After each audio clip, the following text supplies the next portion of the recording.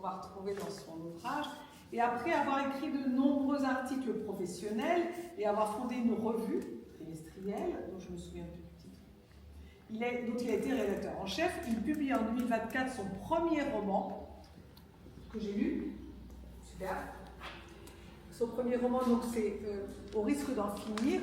Donc c'est un premier roman qui a cette particularité d'assembler deux choses. C'est le monde du policier qu'André Perret aime beaucoup et le monde de l'entreprise et des RH, qu'il connaît parfaitement bien.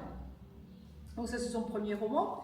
Et puis il a écrit une nouvelle de fiction, Grève à l'usine de Clermont-Ferrand. Et puis enfin un roman historique, je crois, qui va sortir en fin d'année. Et donc André, merci beaucoup d'être là. Et puis on vous laisse la parole pour nous parler un peu de ce que vous avez fait. Peut-être qu'il y a quelque chose sur nous. Merci. Il se trouve qu'à un moment donné, après avoir travaillé un petit peu comme psy, je me suis rendu compte qu'il y avait plus de malades dans les entreprises qu'il y en avait en liberté. Donc du coup, je suis rentré dans l'entreprise pour être DRH. Vous savez, les gens qui licencient, les gens qui recrutent, c'est ce qu'on dit d'eux d'habitude. Alors qu'en fait, ils font tellement d'autres choses. Et lorsque j'ai terminé ma carrière dans les ressources humaines, j'ai voulu la terminer, comme vous le disiez tout à l'heure, par la création d'une revue qui permettrait aux gens au moins de récupérer les bonnes pratiques en ressources humaines. Et ce numéro qui s'appelle, ce trimestriel qui s'appelle le Mag RH, j'ai eu la surprise de voir qu'au bout du deuxième numéro, il suscitait un petit peu plus d'un demi-million de connexions. C'est une revue Internet, une revue numérique, un petit peu plus d'un demi-million de connexions, et il est gratuit. Voilà. Tout le monde peut aller le consulter. À la retraite, qu'est-ce qu'on peut faire? Alors les agendas de retraités, je pense qu'il y en a certains d'entre vous qui le savent, très difficile à concilier avec la vie quotidienne parce qu'on est surchargé. On n'a pas de temps à nous. Voilà. J'en ai quand même trouvé un petit peu pour pondre deux bouquins qui étaient déjà un petit peu préparés à l'avance quand même. Donc le premier, c'est un polar. Je ne vais pas vous en lire un morceau parce qu'il y a du suspense pratiquement à toutes les pages. Donc, je ne voudrais pas déflorer le suspense. Par contre, je vais vous lire la préface. Je vous dirai après qui l'a écrite. Préfacer un polar pour la première fois s'avère complexe. Alors que je ne lis jamais de polar, j'ai dévoré les épreuves de celui-ci. En effet, il se déroule non seulement dans un milieu que je connais bien, celui des entreprises et des ressources humaines, mais aussi et surtout, il est écrit par un vétéran des RH, vous avez cité 1950, ça se refait pas. Peut-être pas un tatoué, mais un vrai. Je vous confirme, je ne suis pas tatoué.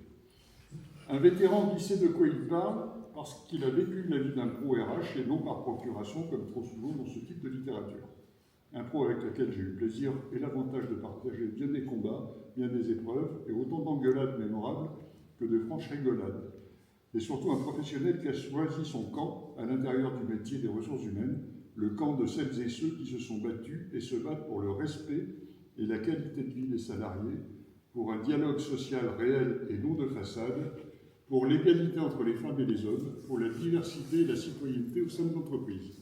Bon, je passe parce que c'est enfin, quelques compliments, quoi. Hein, voilà. Et ça, c'est signé Pascal Bernard, et il faut quand même que je vous dise que Pascal Bernard était le DRH des ministères sociaux, donc le ministère de la Santé, le ministère le ministère des Affaires sociales, enfin, 3 ou 4 ministères, même le ministère de la Jeunesse aussi, des Sports. Mais surtout, ce qui est intéressant, c'est que venant m'installer ici, alors j'habite pas Châteauneuf, il y en a quelques-uns qui me connaissent, quelques-uns qui ne me connaissent pas. Il paraît que même les Allemands en 40 ne connaissaient pas, je le disais au maire tout à l'heure. Pascal Bernard, donc, on a eu la surprise quand on est arrivé à habiter ici, de se rendre compte qu'il avait une maison de campagne à 20 km de là. Voilà. Donc j'en ai profité pour lui sauter dessus, pour lui demander une préface. Ce livre, c'est l'histoire en fait d'un couple qui est composé donc d'une DRH et d'un flic, et les deux vont mener des enquêtes. Donc la première enquête est une enquête qui se déroule dans le monde de l'entreprise. La deuxième, je vais vous le dire tout de suite, mais vous le garderez pour vous, il sortira simplement pour le mois de février de l'année prochaine, et il va s'intituler « meurtre à l'EHPAD, et le maire m'a eu la gentillesse de me dire qu'il pouvait me donner plein d'indices, puisqu'en tant qu'ambulancier, il avait eu un peu voilà. Donc, autre chose, je dois vous dire que c'est publié donc, chez Dolce Éditions. L'avantage de Dolce, c'est qu'ils ont une politique RSE, responsabilité sociale de l'entreprise, qui fait que c'est écrit en gros caractères, et ça permet aux gens qui ont des problématiques de vision de lire sans fatigue. Et ça va plus que ça, puisque ça va plus loin que ça. Puisque les gens qui ont également des problématiques de type dysfonctionnement, dyslexique, peuvent lire également ce type de livre sans fatigue excessive. Voilà pour le premier. Le deuxième, c'est un bouquin de science-fiction. C'est une nouvelle, on va dire.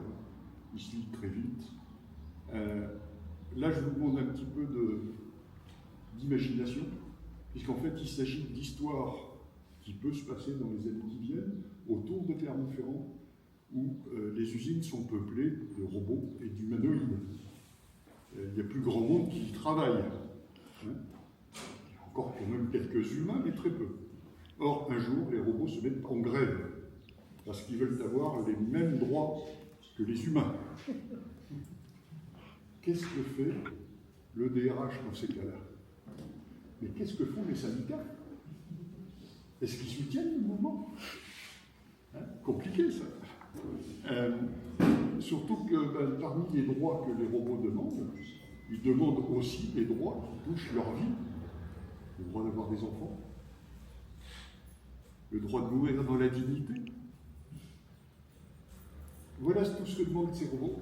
Ils sont capables de bloquer toute la région de Clermont-Ferrand, puisque ça se passe là-bas, en très peu de temps. Et la fin, je ne vais pas vous le dire, parce que c'est quand même là aussi quelque chose qui devrait nous servir un petit peu de signal d'alarme.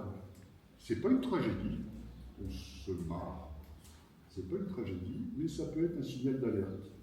Et que fait-on si jamais, effectivement, l'intelligence artificielle va un peu trop loin? Ça nous permet de nous interroger un peu sur le plan purement éthique.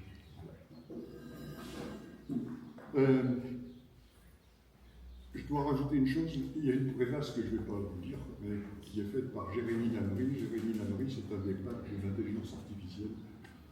Ça me fait bien plaisir qu'il ait aidé en fait, à la publication de ce livre en disant tout le bien qu'il pense de cette remise en question possible, parce qu'on en a besoin aujourd'hui, ça fait partie de notre univers immédiat. Voilà, je vous remercie.